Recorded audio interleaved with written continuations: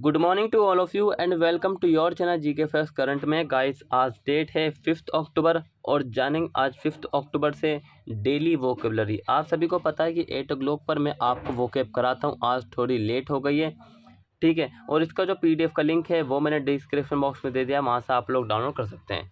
दोस्तों ये जो वोकेब है आपको हर एग्ज़ाम में 2 नंबर, जिसमें भी इंग्लिश पूछी जाती है, जिन जिन एग्ज़ाम में आती है उसमें 2 नंबर या फिर 3 नंबर में आपसे पूछी जाएगी। आपसे या तो वो सिनोनिम्स पूछ सकता है या फिर एंटोनिम्स पूछ सकता है, ठीक है। या फिर एंटोनिम्स का मतलब कि उसका सिनोनिम्स पूछ सकता है कि इसमें से इसका एंटोनिम्स सिनोनिम्स कौन सा है, ठीक है।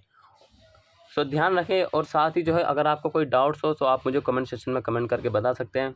इंस्टाग्राम, फेसबुक और जो है आप हमें टेलीग्राम पर भी फॉलो कर सकते हैं। टेलीग्राम का आपको पता है डेली जो है 25 क्वेश्चंस आपको प्रोवाइड किए जाते हैं, जो कि हमारी क्विज़ होती है, ठीक है। बच्चे उसमें ज्वाइन हो रहे हैं, भाई उसको शेयर करिए, ज़्यादा से ज़्यादा बच्चे उसमें ज्वाइन हुई हैं। और 25 क्वेश्चंस याद करने का मतलब है, बहुत बड़ी बात है कि अगर आप 25 क्वेश्चन डेली याद कर ले रहे हैं, 25 वो, और एस्टिमेट 10 क्वेश्चन आपको जो 10 बजे वाली जो क्लास में मिलते हैं वो। तो देखिए डेली के कितने क्वेश्चन होगा, डेली के जो 35 क्वेश्चन होगा और हर क्वेश्चन की समरी भी दी जाती है उसके बाद में। टेलीग्राम पर भी आपने देखा होगा और सर आपको समझाते हैं जब वो क्विज़ कराते हैं, ठीक है। सो चलिए अब स्टार्ट कर लेते हैं। सबसे पहले आज की हमारी फर्स्ट वोकेब से। देखिए वोकेब आपको कैसे याद होगी, जब तक आपको उसका करेक्ट मीनिंग ना पता हो, ठीक है, तब तक आपको वोकेब याद नहीं होगी। मीनिंग छांटिए, ठीक है, गूगल से सर्च करिए। अगर कहीं पर अटक जाए, कुछ पढ़ रहे हो, अगर कुछ रीडिंग कर रहे हो, तुरंत अगर आपके सामने कोई वर्ड आता है न्यू और आपके बारे में नहीं, आप उसे नहीं जानते हैं, भाई मुश्किल से 5 से 10 सेकंड लगेंगे उसको सर्च करने में। अगर वो 5 से 10 सेकंड आपने दे दिए तो समझ ले कि आप सही ट्रैक पर हो। अगर आपने छोड़ दिया तो छूट गया, वो छूटता ही चला जाता है, वो एक हैबिट बन जाती है। कहते हैं ना कि अगर डेली डेली पढ़ रहे तो एक हैबिट बन गई है पढ़ने की। लेकिन अगर हम डेली पढ़ रहे हैं, आज पढ़ रहा 10 दिन बाद पढ़ रहे, तो फिर 10 दिन जैसी हैबिट बनती है। फर्स्ट वन है टिंज। पार्ट्स ऑफ स्पीच इसका वर्ब है, मीनिंग है रंगत। रंगत का मतलब है बहुत सारे रंगों से बना हुआ एक रंगत। To add a small amount of colour to tint, मतलब कि जो कलर का अमाउंट हो, थोड़ा थोड़ा सभी का कलर का अमाउंट लिया और एक पूरा रंगत बना दिया। पूरा रंगत बनाने से यहाँ पर आप देख सकते हैं बहुत सारे कलर हैं जिनको मिला के एक पूरी, एग्जाम्पल लेते हैं होली का। जब होली आती है तो स्कूलों में देखा होगा आपने, कुछ घरों में भी क्या कहते हैं हम, मतलब कि रंगोली बनाते हैं, ठीक है। उसी को वहाँ पे बेस्ट एग्जाम्पल ही वहाँ से जो जुड़ रहा है। To add a small amount of colour to tint. Synonyms suffuse प्राप्त, कलर रंग, कलर क्या है रंग। एंटोनिम्स ब्लीच, ब्लीच जैसे कि सफ़ेद करना या फिर ब्लीच वाला पाउडर, ठीक है। वाइटन निखारने में सहायता। एंटोनिम, ठीक है, एंटोनिम्स हमने डिस्कस कर लिया है, ब्लीच और whiten. Example he was obviously jaundiced, skin had a greyish tinge. देखिए वो जो है मलेरिया से पीड़ित है और उसकी जो स्किन का कलर है, ठीक है, उसकी जो स्किन का कलर है वो कैसा है, वो ग्रेइश है, मतलब कि भूरा है, ठीक है। क्लियर हुआ। सो फर्स्ट वन हमने जो टिंज यहाँ पर डिस्कस कर लिया, बहुत ही ज़्यादा इंपॉर्टेंट है। इसको देखिए ज़्यादा कठिन नहीं है, ईजिली आपको याद हो जाएगा। Next is procurement. Parts of speech इसका नाउन है और मीनिंग है वसूली। पार्ट्स ऑफ स्पीच इसका नाउन है और मीनिंग क्या है, वसूली। मतलब क्या, तो करप्शन को यहाँ पे ले सकते हैं, फिर किसी से कहते हैं ना, कहीं कहीं आपने देखो कि हफ्ता लेने के लिए आते कुछ लोग, वो। द एक्ट ऑफ प्रोक्यूरिंग, मतलब कि प्राप्त करने की क्रिया, प्राप्त करने का कार्य, या फिर ऑब्टेनिंग, ऑब्टेनिंग या फिर प्राप्त करना। इमेज में क्लियर दिख रहा है यहाँ पर कि इसके द्वारा जो है पैसे प्राप्त किए जा रहे हैं। बहुत ही इजी एग्जाम्पल है इमेज का। सिनोनिम्स अटेनमेंट प्राप्त करना, एंटोनिम्स रिनाउंसमेंट त्यागना। रिनाउंसमेंट का मतलब क्या है, त्यागना।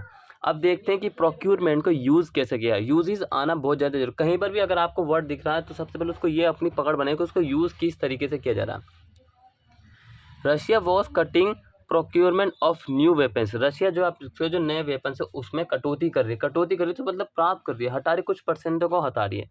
बाय अबाउट 80% ही सेड, उसने 80% घटा रही है, उसने ये कहा है।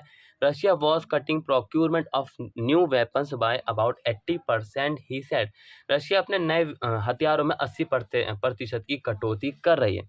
कटौती कर रही है तो उसने खींचा तो मतलब कि प्राप्त कर रही है, ठीक है। नेक्स्ट, और भाई अगर अभी तक आपने चैनल को सब्सक्राइब नहीं किया है, सबसे पहले जाकर सब्सक्राइब कर दीजिए और जो आपके राइट हैंड पर बटन है, और साथ ही जो है टेलीग्राम पर भी इसको शेयर करिए सभी को, और खुद भी इसको सब्सक्राइब कर लीजिए। लिंक दिया हुआ डिस्क्रिप्शन बॉक्स में, फेसबुक का, इंस्टाग्राम का और जो है टेलीग्राम का, सबका।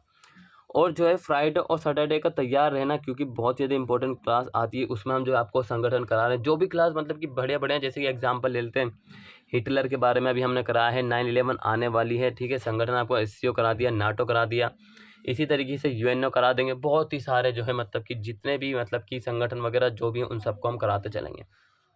Next, stead parts of speeches का एडजेक्टिव है और मीनिंग है शांतमना। बिल्कुल शांत रहने वाले लोगों को शांतमना कहते हैं। सिंपल। नॉट कैप्रिशियस और इम्पल्सिव, वैरागी या फिर सनकी नहीं। सीडेड, सीरियस और सोबर, हमेशा गंभीरता से सीरियस रहना, ठीक है, शांत रहना।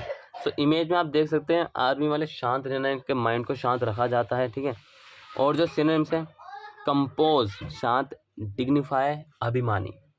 एंटोनिम्स, अनडिग्निफाई नालायक, अनडिग्निफाई का मतलब होता है नालायक। और हिलेरियस, हिलेरियस का मतलब है आनंददायक। Clear. Example, he had grown staid and dull, he had grown staid and dull. So भाई वो सुस्त और सुस्त हो गया, सुस्त तो था वो, सुस्त और जो है ज़्यादा ही सुस्त हो गया, ठीक है। क्लियर हुआ। देखिए मैंने किया है पहले कि करेक्ट मीनिंग जानना बहुत ही ज़्यादा ज़रूरी है आप लोग, अगर आप वोकैब को प्रिपेयर करते हैं, और साथ ही आपको यूजेस आने चाहिए कि उस वर्ड को किस तरीके से यूज़ किया जा सकता है। Next is dilatory, parts of speech इसका एडजेक्टिव है, मीनिंग है धीमा।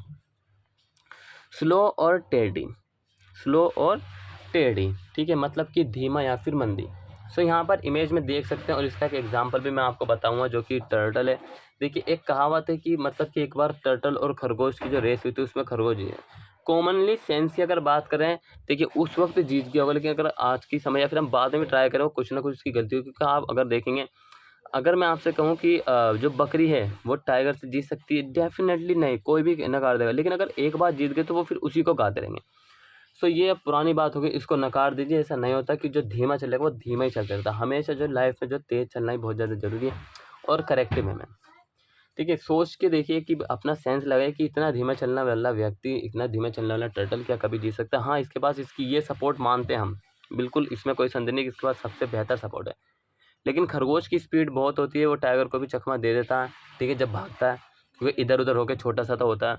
सो समझिए इस बात को, धीमा चलिए, इतना भी धीमा नहीं चलना कि बिल्कुल ही खरगोश की तरह, क्योंकि एक बार बनी है कहावत, बार बार नहीं बनती कहावत। जैसे कि एग्जाम्पल, अगर किसी क्रिकेटर ने मान लीजिए 6 गेंद पर 6 ही छक्के मार दिए, ठीक है, 6 गेंदों पर 6 छक्के मार दिए, क्या वो दोबारा मार देगा? ऐसा कोई कह नहीं सकता, ठीक है, क्योंकि उसको भी नहीं पता था कि उस वक्त वो मारेगा या नहीं मारेगा। सो याद रहिए, कहने का मतलब ये है कि अपनी स्पीड को बढ़ाइए, और जो इसका सिनोनिम्स है वो है स्लॉथफुल, आलसी, स्लगिश और सुस्त, तो इससे दूर रहिए। एंटोनिम्स है प्रम्प्ट, तत्पर एंड क्विक, झटपट। एग्जाम्पल, एग्जाम्पल मतलब कि ये जो वर्ड है डिलेटोरी, इसका यूज़ कैसे किया जाए? इसका यूज़ है the government has been dilatory in condemning the outreach, मतलब कि सरकार के द्वारा जो है आक्रोश निंदा करने में जो है ढिलाई की गई है, ढिलाई बरत रही है सरकार, जो है ढिलाई बरतती है अपनी ओर से, ठीक है। सो क्लियर है। सो इस कहानी को भूल जाइए, अब ये ना सोचिए कि मतलब कि अब हर बार एक टर्टल जीतता रहेगा। सो अपने सेंस को थोड़ा सा यूज़ करिए। नेक्स्ट इज थ्रोन्ज, और आज का लास्ट है पार्ट्स ऑफ स्पीच, इसका नाउन है और मीनिंग है जमघट। क्या है मीनिंग? जमघट, मतलब कि बहुत सारे लोग इकट्ठे हुए, a group of people crowded और गैदर्ड क्लोजली टुगेदर, लोगों का एक समूह जो है एक साथ बहुत ज़्यादा इकट्ठा हुआ, बहुत ज़्यादा तादाद में इकट्ठा हुआ। एग्जाम्पल देखते हैं, एक तो हो गया मतलब कि जो आंदोलन होता है, मूवमेंट होता है, फेयरवेल होता है, मैरिज होती है, और आज दशहरा, दशहरे की हार्दिक सभी को शुभकामनाएं। वहाँ पर भी बहुत सारे लोग उसके मेले में जाते हैं, ठीक है। दशहरा है, सो अच्छे से इसको मनाइए शाम के टाइम पे, और हमेशा अलर्ट रहिए हर बात से, ठीक है। अच्छे बुरे में फ़र्क करना जरूर सीखना है आपको, अगर आप पढ़ रहे हैं। देखिए शिक्षा का महत्व हमेशा ये नहीं कि आपको नौकरी करने के लिए ही शिक्षा पढ़ रहे हैं, नहीं। शिक्षा का मतलब है कि आपको एक तो अच्छे बुरे में मतलब फ़र्क करना ये चाहिए, ठीक है। और कुछ लोग ऐसे होते हैं, 2 आँख होने के बाद भी उन्हें एक ही आँख के बराबर दिखाई देता, हमेशा दोनों आँख से बराबर दिखाई देता है, और हमेशा दोनों आँख से बराबर ही देखिए लोगों को। कहने का मतलब ये है कि ऊंच नीच से दूर रहिए, ठीक है, रंग भेद इन सभी से दूर रहिए। ये सब बातें बेकार की, इसमें कुछ नहीं रखा। हमेशा अपनी शिक्षा पर ध्यान दीजिए, एक बेहतर इंसान बनने की पूरी कोशिश कीजिए। संघर्ष पूरी जिंदगी करना पड़ेगा, क्योंकि बिना संघर्ष के काम नहीं करेगी। एक बार संघर्ष को खेल बना लिया तो संघर्ष चलता है, क्योंकि सभी ने करा है, ठीक है। नाम नहीं ले रहा मैं कह रहा हूँ, जो समझने वाला बच्चा वो समझ जाए, ठीक है, क्योंकि सभी ने किया, सबको पता किस किस ने किया, किस किस ने नहीं किया। आप भी संघर्ष कर रहे हो, ठीक है, मैं भी आपके लिए कर रहा हूँ, ठीक है, आपको पढ़ा रहा हूँ। सो इसका हम बात करते हैं सिनोनिम्स का, क्राउड भीड़, और एंटोनिम्स है एलोन अकेला।